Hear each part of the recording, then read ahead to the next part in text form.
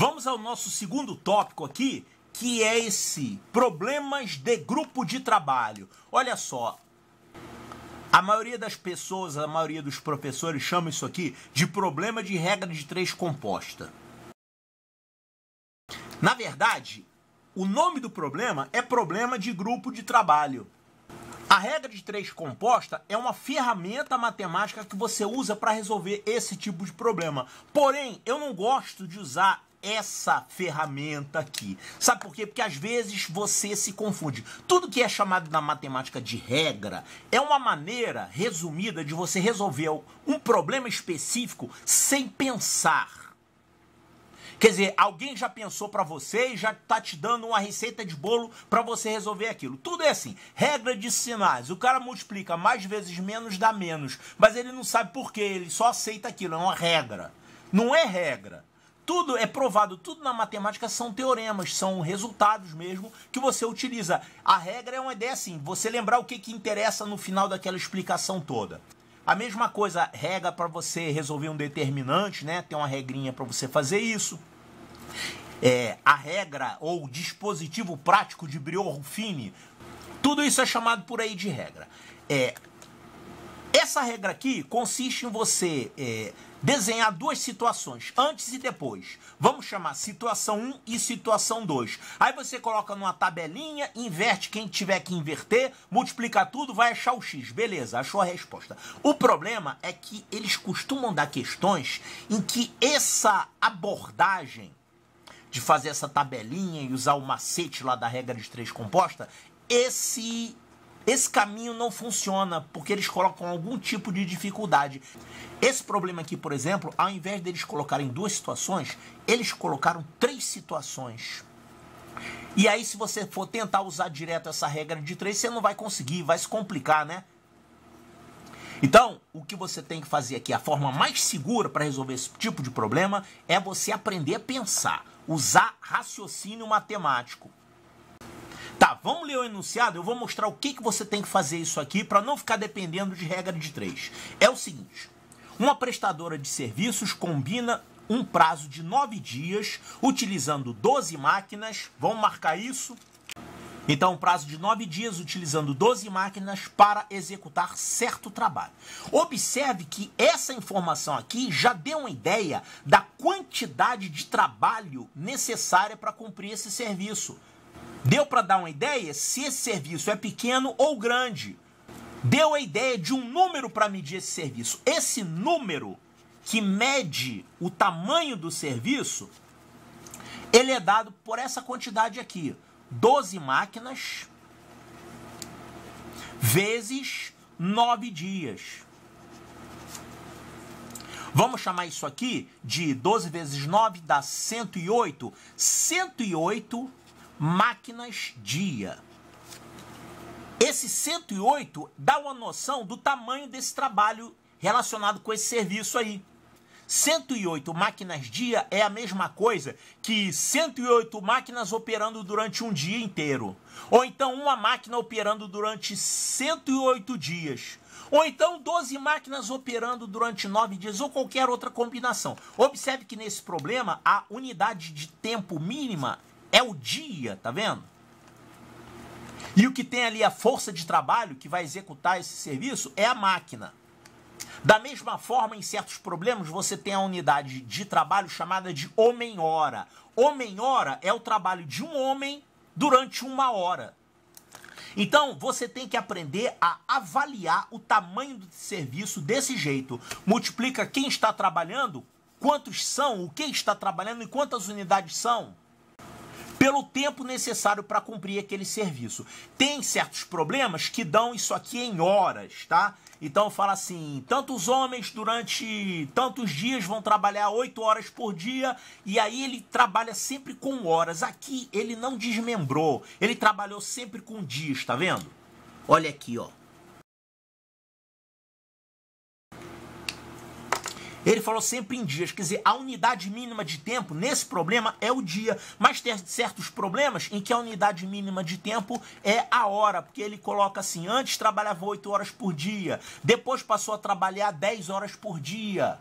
Então, você calcula em homens-hora essa quantidade de serviço. Mas aqui, a gente não precisa quebrar um dia em horas. A gente pode raciocinar com dias sendo a nossa unidade mínima de tempo. Multiplicando, então, o número de máquinas disponíveis pelo número de dias, você avalia o tamanho do trabalho.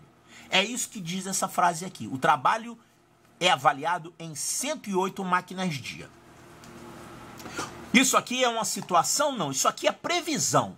A primeira situação ocorreu aqui. Olha só, ao final do quarto dia, 4 máquinas estragam, não sendo substituídas e não havendo interrupção de trabalho. Calma aí, então vamos colocar aqui situação 1.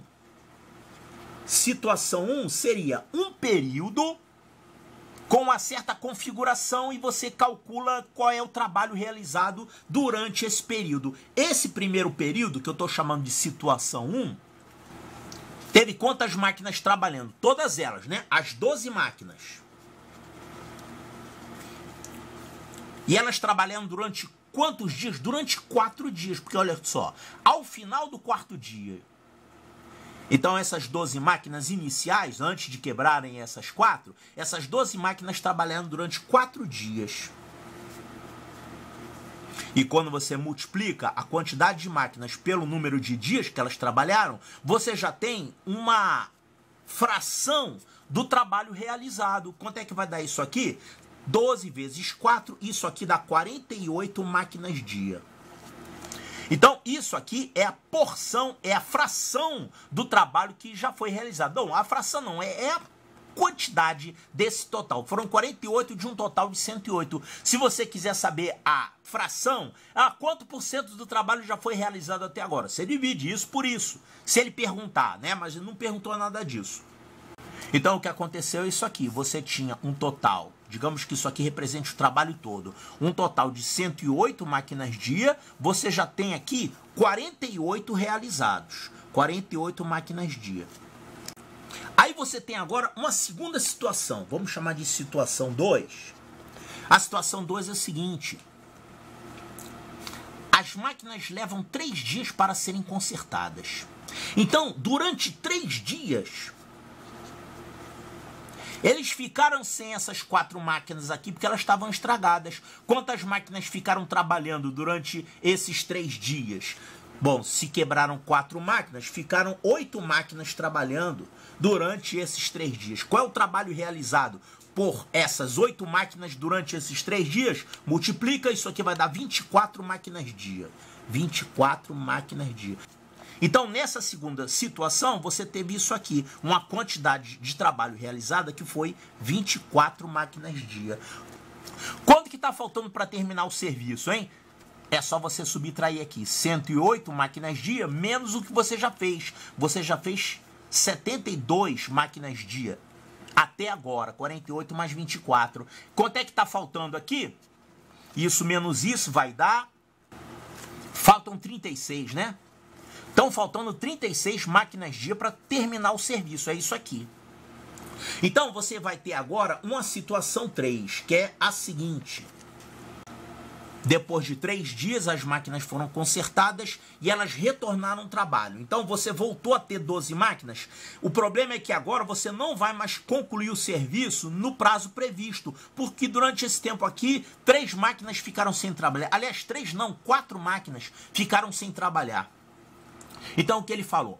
Para que seja cumprido o prazo combinado no início, a prestadora coloca, além das 12 máquinas, mais X máquinas iguais às primeiras. Então, agora você vai ter uma certa quantidade de máquinas trabalhando, que vão ser as 12 máquinas originais, porque todas já foram consertadas, mais essas X máquinas. Então, vamos colocar aqui 12 mais X. É um número de máquinas. Ele quer saber justamente quem é o X, né? Bom, e essas máquinas vão trabalhar durante quanto tempo? Ele não tinha previsto 9 dias para fazer o serviço todo? Já se passaram 7 dias. Faltam, então, 2 dias, porque ele quer terminar o serviço no prazo cumprido. Aí que você vai usar essa informação também, né? que você tem 9 dias para terminar o serviço. Tem situações, tem problemas em que não é isso que ele pergunta. Ele não coloca máquinas a mais, ou homens a mais, ou recursos a mais, e aí o prazo estoura. Vai passar do tempo. E ele quer que você calcule quanto vai estourar. Bom, então essa quantidade maior de máquinas vai trabalhar durante mais 2 dias, porque estavam previstos 9 dias, então durante 2 dias. Quanto que tem que dar isso?